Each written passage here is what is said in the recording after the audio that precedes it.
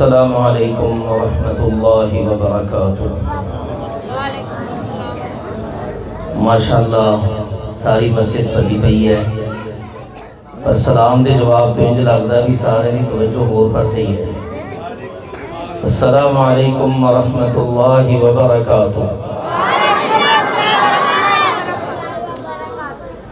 الحمد للہ وکفا وسلام علی عباده الذین اصطفى، اما بعد فاعوذ باللہ من الشیطان الرجیم، بسم اللہ الرحمن الرحیم۔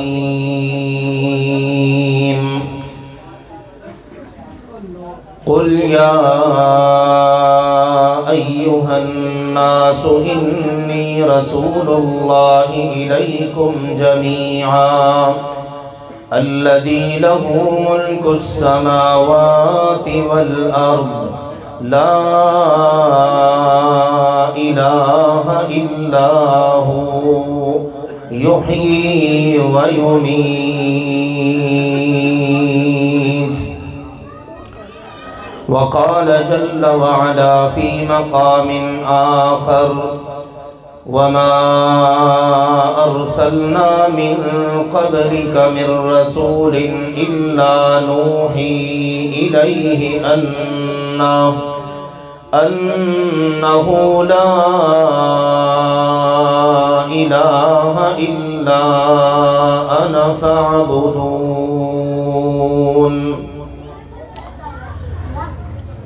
سب سے پہلے تو اللہ سبحانہ و تعالیٰ کی بارگاہ میں دعا ہے کہ اللہ تعالیٰ اس مسجد جامع مسجد عائشہ صدیقہ حاکم ٹاؤن باگڑیاں، اس کو اللہ تعالیٰ مزید وسیع فرما دے۔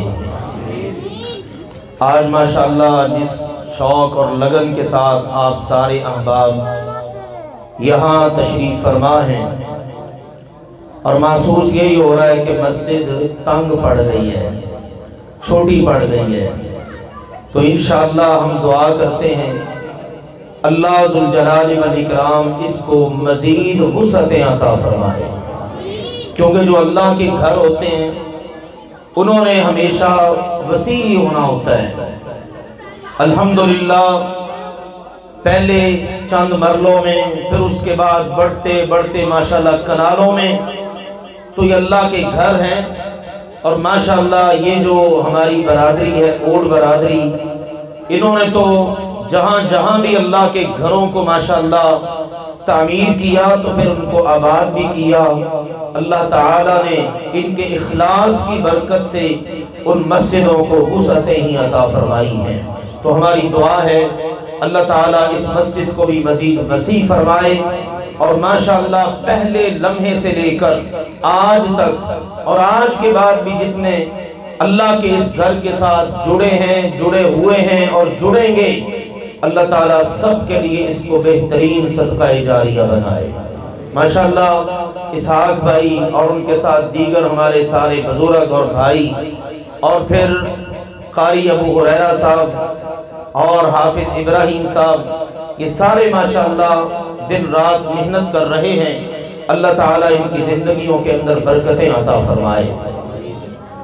الحمدللہ اس وقت ہمارے معزز مہمان محترم جناب قاری خالد مجاہد صاحب بھی تشریف فرما ہیں، اور اسٹیج کی زینت، ہم سب کے دلوں کی دھڑکن ماشاءاللہ شیخ محترم مولانا حنیف ربانی صاحب، جن کی آپ سب زیارت کر رہے ہیں، وہ بھی تشریف فرما ہیں۔ میں بس چند منٹ میں انشاءاللہ تعالیٰ ایک چھوٹا سا پیغام ہی دوں گا۔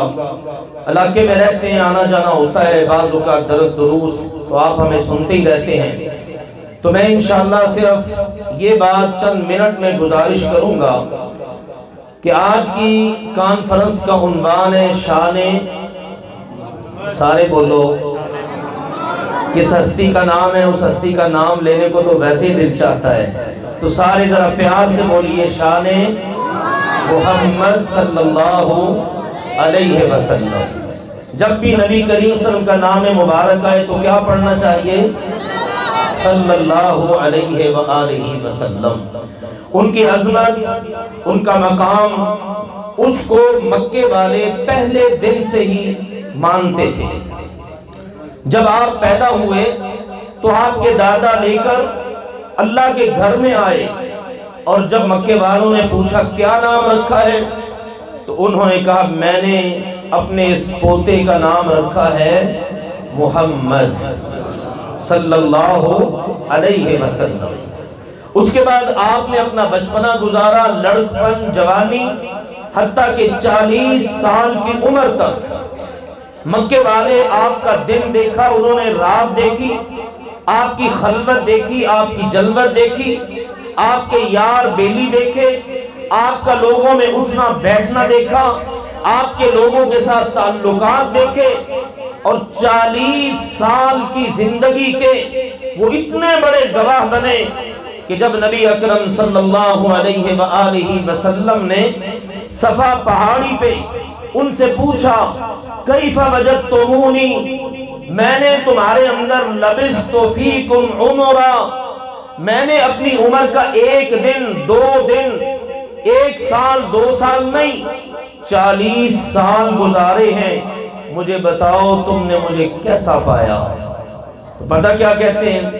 کہتے ہیں ما جربنا علیک الا صدقا، اے محمد صلی اللہ علیہ وسلم، ہم نے بس ایسے ہی نہیں کہ چلتے چلاتے نہیں، بلکہ ہم نے باقاعدہ تجربے کیے، ہم نے باقاعدہ تیرا پیچھا کیا، ہم نے ہمیشہ تجھے جانچا، تیری پڑتال کی، تجھے دیکھا، ہمارے ہر تجربے نے ہمیں بتایا کہ محمد سچا ہی سچا ہے، ہم نے کبھی آپ کو جھوٹا پایا ہی نہیں، تو ہمیشہ آپ کو مانتے تھے کہ آپ صادق ہیں، آپ امین ہیں، سچ بولنے والے ہیں، امانت دار ہیں۔ لیکن جس وقت نبی اکرم صلی اللہ علیہ وآلہ وسلم نے یہ گواہی لینے کے بعد کہا، بات لمبی ہے لیکن مختصر کرتا ہوں، آپ نے کہا میری زبان پر تمہیں اتنا یقین ہے کہ میں نے کبھی جھوٹ نہیں بولا، ہمیشہ سچ بولا ہے، تو آؤ آج تمہیں ایک پیغام دیتا ہوں، ایک بات کرتا ہوں، میری مانو تو آج میرے ہی زبان سے نکلنے والے الفاظ تم بھی دہراؤ، قولوا لا الہ الا اللہ، تم سارے پڑھو لا الہ الا اللہ، تم سارے پڑھو لا الہ الا اللہ، اللہ کے علاوہ کوئی معبود نہیں۔ اور جب میری مانو گے تو میں کون ہوں؟ میں اللہ کا رسول ہوں، تو یہی پہلا کلمہ ہے، کہتے ہیں نا پہلا کلمہ طیب، طیب میں نے پاک، کیا ہے کلمہ؟ سارے پڑھو لا الہ الا اللہ محمد الرسول اللہ، کہ اللہ عبادت تیری کریں گے اور بات تیرے رسول کی مانیں گے، اللہ راضی تجھے کرنا ہے، لیکن پوچھیں گے تیرے رسول سے کہ اللہ راضی کیسے ہوتا ہے؟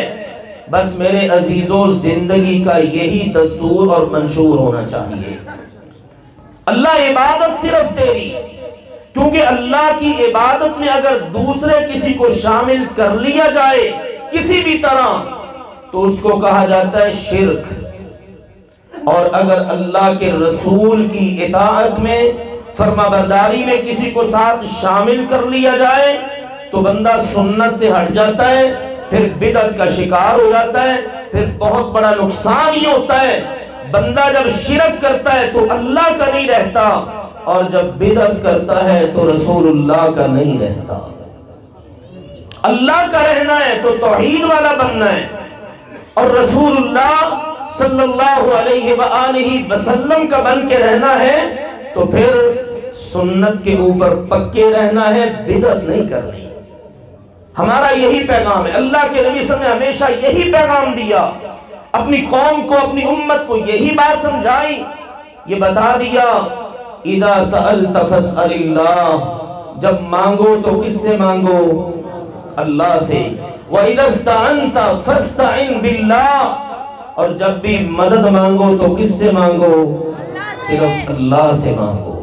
اور کہا لوگوں من علق تمیمتن فقد اشرکا، جس نے کوئی دھاگا لٹکا لیا، تعویذ لٹکا لیا، اس نے شرک کیا۔ آج ہمارے کتنے مسلمان ہیں، خاص طور پر ہماری برادریاں، گجر برادری، اوڑ برادری، کتنے مسلمان ہیں، کتنے برادریوں کے جوان ہیں، 5 وقت کے نمازی بھی ہیں، داڑھی بھی رکھی ہوئی ہے، لیکن جناب دھاگے، چھلے، منکے اور اسی طرح سے تعویذ اور مندری پہنی ہوئی ہے۔ یہ جی میں نے جب سے پہنی ہے نا میں بالکل ٹھیک ہو گیا ہوں۔ اللہ کے نبی صلی اللہ علیہ وسلم نے بتایا جس وقت بندہ یہ کرتا ہے نا تو اللہ پھر اس کے سپردی کر دیتا ہے، پھر اللہ کی ضمانت اور اللہ کی امان ختم ہو جاتی ہے۔ اور دیکھو الحمدللہ کتنے لوگ ہیں جنہوں نے کوئی ایسا کام نہیں کیا ہوا، اللہ سبحانہ و تعالیٰ ان کی حفاظت کرتا ہے۔ تو مقصد یہ ہے کہ شرک کے ہر کام سے بچنا ہے، چھوٹی سے چھوٹی ادا سے بچنا ہے، بڑے سے بڑے کام سے بچنا ہے۔ جس وقت عقیدے میں شرک ہوگا تو معافی نہیں ہوگی، اور جس وقت عمل کے اندر سنت ہٹ جائے گی، بدعت آ جائے گی، پھر بھی یاد رکھو میرے عزیزوں معافی نہیں۔ اللہ کا قرآن بتاتا ہے اِنَّهُ مَن يُشْرِكْ بِاللَّهِ فَقَدْ حَرَّمَ اللَّهُ عَلَيْهِ الْجَنَّةَ وَمَأْوَاهُ النَّارُ وَمَا لِلظَّالِمِينَ مِنْ أَنصَارٍ۔ جس بد نصیب نے بھی اللہ کے ساتھ شرک کیا، اللہ نے اس کے اوپر جنت کو حرام کر دیا، یہ ناپاک ہے۔ یا ایھا الذین آمنوا انما المشرکون نجس، اے مسلمانوں یاد رکھو مشرک بندہ پلید ہوتا ہے اور اللہ پاک ہے، اللہ کا رسول پاک ہے، اور اللہ کی جنت بھی پاک ہے۔ پاک جنت میں ناپاک جا نہیں سکتا، اس لیے کہا جنت شرک کرنے والے پر حرام ہے، اور جو اللہ کے رسول کا نافرمان ہے وَمَن يَعْصِ اللَّهَ وَرَسُولَهُ وَيَتَعَدَّ حُدُودَهُ يُدْخِلْهُ نَارًا خَالِدًا فِيهَا، جو اللہ کا، اللہ کے رسول کا نافرمان ہے، اللہ اس کو ہمیشہ ہمیشہ کے لیے جہنم کی آگ میں داخل کر دے گا۔ اس لیے میرے عزیزوں کلمہ طیبہ کی لاج رکھنی ہے۔ ہم سب نے کلمہ پڑھا اشہد ان لا الہ الا اللہ وحدہ لا شریک لہ واشہد ان محمدا عبدہ ورسولہ، اے اللہ میں گواہی دیتا ہوں تیرے علاوہ کوئی معبود نہیں، تو اکیلا ہے، تیرا کوئی شریک نہیں۔ اللہ میں گواہی دیتا ہوں محمد صلی اللہ علیہ وسلم تیرے بندے اور تیرے رسول ہیں۔ آسان لفظوں میں یہ کہیے اللہ عبادت تیری کروں گا، سر کس کے آگے جھکاؤں گا؟ اللہ کے آگے۔ کمر کس کے آگے جھکاؤں گا؟ اللہ کے آگے۔ جھولی کس کے آگے پھیلاؤں گا؟ اللہ کے آگے۔ ہاتھ کس کے آگے اٹھاؤں گا؟ اللہ کے آگے۔ زندگی میں کبھی کچھ مانگنا پڑا کس سے مانگوں گا؟ اللہ سے۔ میرا مشکل کشا کون ہے؟ حاجت روا کون ہے؟ بگڑی بنانے والا کون ہے؟ غریب نواز کون ہے؟ بندہ پرور کون ہے؟ گنج بخش خزانے بخشنے والا کون ہے؟ داتا کون ہے؟ دینے والا، عطا کرنے والا، یہ سب اللہ ہے۔ جب آواز لگانی ہے یا اللہ مدد، جب کہنا ہے لبیک اللہم لبیک، یہ ہے میرے عزیزوں توحید کی بات۔ اور آج دیکھو شرک کرنے والوں نے کیا کچھ گھڑ لیا، یا رسول اللہ مدد، یا علی مدد۔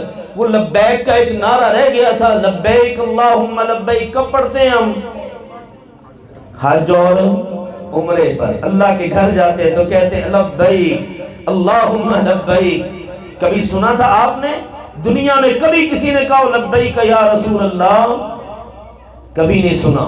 مسلمانوں کی اتنی لمبی تاریخ میں کبھی نہیں سنا۔ دیکھو شرک کرنے والا، اس کو ایک اللہ پر اکتفا نہیں ہے، اس نے ہر یہ بھی گھڑ لیا لبیک یا رسول اللہ انا للہ و انا الیہ راجعون۔ یہ اتنا بڑا نعرہ تو مکے والوں نے بھی نہیں لگایا۔ وہ کہا کرتے تھے لبیک اللہم لبیک لبیک لا شریک لک لبیک، اللہ کے نبی کہا کرتے تھے بس بس یہیں رک جاؤ، کہتے نہیں آگے بھی پڑھیں گے، مگر وہ بھی ہیں جن کو اللہ تو نے نواز رکھا ہے، ذاتی تو نہیں ہے، عطائی ہے، تو نے عطا کر رکھا ان کو اختیار۔ یہ پرانا چکر ہے جو چلا آ رہا ہے۔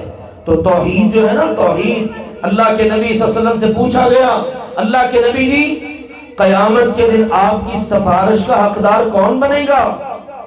فرمایا من مات لا یشرک باللہ شیئا، جس کو اس حالت میں موت آئی کہ اس نے اللہ کے ساتھ کسی چیز کو شریک نہ بنایا، اس کی میں سفارش کروں گا۔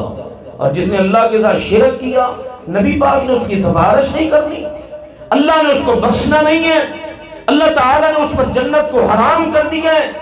اور جو لوگ نبی پاک کی بات نہیں مانیں گے، نبی اکرم صلی اللہ علیہ وسلم نے فرمایا میری امت کے لوگوں سنو، کل امتی یدخلون الجنت الا من ابا، میری ساری امت جنت میں جائے گی، وہ نہیں جائے گا جو خود جانے سے انکار کر دے۔ کہا جنت میں جانے سے انکار؟ کہا بالکل، من اطاعنی دخل الجنہ، جس نے میری فرما برداری کی وہ جنت میں جائے گا، ومن عصانی فقد ابا، اور جس نے میری نافرمانی کی وہ جنت میں نہیں جائے گا۔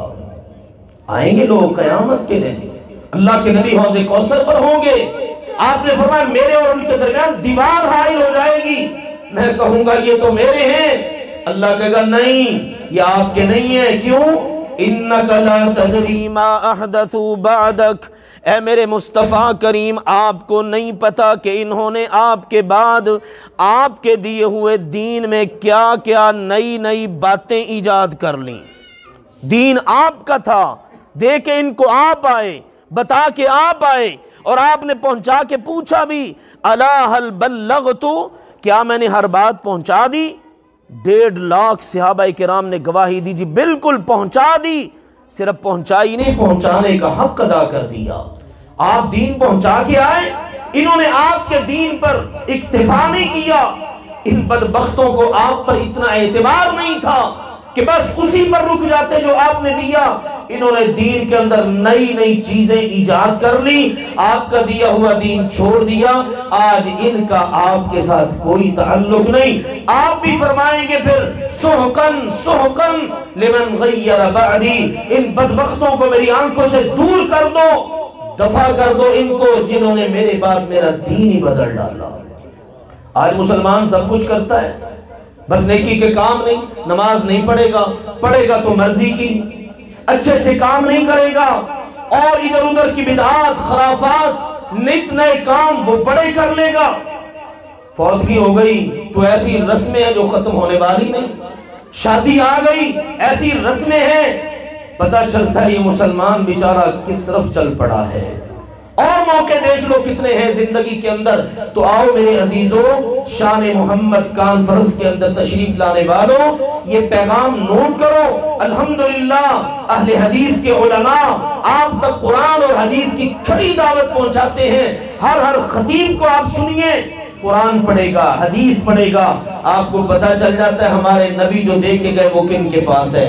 ہمارے نبی نے کہا تھا ترکت فیکم امرین، میں تو جا رہا ہوں تمہیں 2 چیزیں دے کے جا رہا ہوں، لن تضلوا ما تمسکتم بہما، اگر تم ان دونوں کو مضبوطی سے پکڑ لو تمہارا نبی تمہیں گارنٹی دیتا ہے کبھی گمراہ نہیں ہوگے۔ کیا ہیں وہ 2 چیزیں؟ کتاب اللہ، ایک ہے اللہ کی کتاب، یہ میرے ہاتھ میں کیا ہے؟ اس کا کیا نام ہے؟ قرآن پاک۔ اس کو پڑھنا، اس کو سمجھنا، اس کو سیکھنا، اس پر عمل کرنا، اس کو صرف غلاف میں بند کر کے نہیں رکھنا، یا اس کو خیر و برکت کے لیے استعمال نہیں صرف کرنا، دکان بنائی تو قرآن پڑھوا لو، فوت ہو گیا قرآن خوانی کرا لو، بس مسلمانوں میں یہ چیزیں رہ گئی نا۔ کہا نہیں، اس کو مضبوطی سے پکڑنا ہے، اس کو پڑھنا ہے، اس کو سمجھنا ہے۔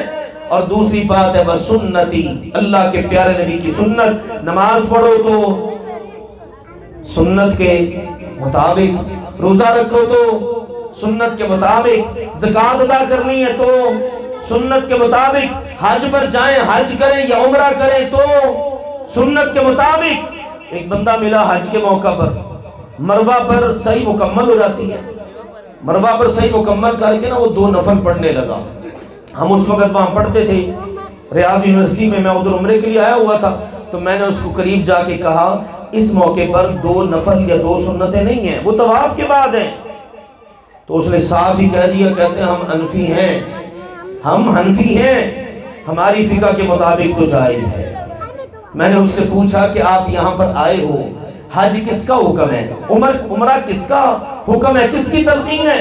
اور ہمارے نبی نے حج کے موقع پر کہا تھا خذوا عنی مناسککم، مجھ سے اپنے حج کے سارے طریقے سیکھ لو۔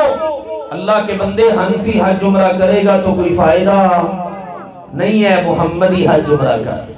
اہل حدیثوں تمہیں مبارک ہو، آج الحمدللہ ہم ہر بات میں کہتے ہیں لوگوں محمدی بنو، ہمارے امام وہ ہیں، ہماری نسبت ان کی طرف ہے۔ تو میرے عزیزوں، زندگی میں کوئی بھی کام کرنا ہے ان کی سنت کے مطابق کرنا ہے۔ آج جب ہم نے اللہ اور اس کے رسول سے بے وفائی کی تو دیکھ لو آج ہمارا حال کیا ہو رہا ہے۔ مہنگائی کا تذکرہ ہو رہا تھا مجھ سے پہلے ایک تقریر کے اندر، مہنگائی کس قدر ہے، ظالم حکمران مسلط ہیں، جب بارش کی ضرورت پڑتی ہے بارش نہیں ہوتی۔ یہ سارا نتیجہ ہے اللہ اور اس کے رسول کی نافرمانی کا، اللہ کے دشمنوں کا تسلط ہے امت مسلمہ کے اوپر۔ چیزیں ہماری ہیں، فیصلے کافر کرتے ہیں۔ تو میرے عزیزوں، آؤ اگر چاہتے ہو ان سارے عذابوں سے نکلنا، اللہ اور اس کے رسول کے وفادار بن جاؤ۔ اللہ کی توحید میں شرک نہیں ہونا چاہیے، اور رسول پاک کی سنت میں بدعت کی ملاوٹ نہیں ہونی چاہیے۔ اللہ سمجھنے اور عمل کرنے کی توفیق عطا فرمائے۔ وآخر دعوانا ان الحمدللہ رب العالمین۔